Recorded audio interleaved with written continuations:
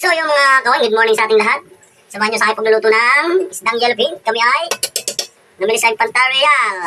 At pag-uwi namin, iluluto na. So yung mga kawan, ito na. Ang ating yellowfin, napakalaki. At tayo ay mag-iinasimang yellowfin. Lalagyan natin. Bali, 4 lang ating asiman. At yung 4 ay ating ipiprito. Yeah! Ito na mga kaway, ang ating niluto. Inasimang yellowfin, meron tayo siling green. At talbos ng kamuting bagin.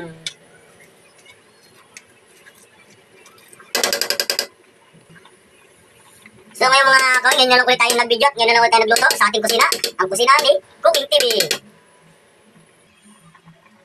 Ayun na, medyo malambot na ang ating talbos ng kamuting bagin. At medyo malambot na rin ang ating isdang yellowfin. Ilalagay natin itong ating kalamansi.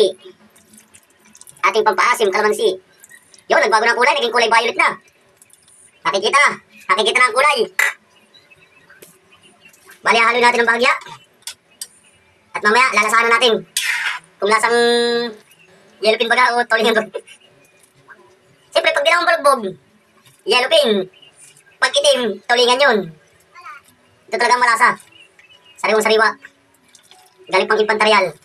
Dinala pa dito sa Las Piñas City.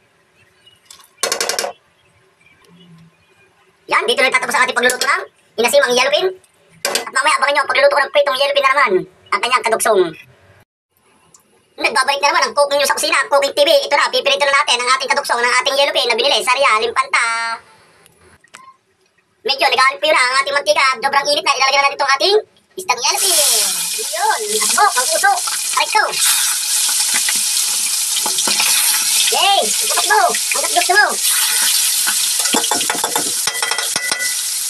So yung mga aking, yun na yung kadugsong nating niluto ko rin ng sinabawang isdang yellowfin.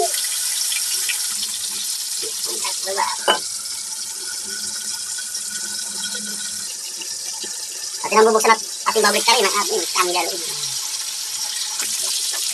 Ito na, babalik ka rin natin ang ating isda. Ay, binigtad, binalaban.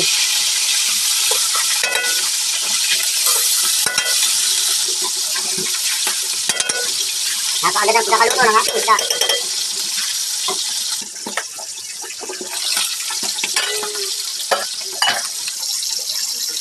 Oops, hanggang dito na ating pagluluto.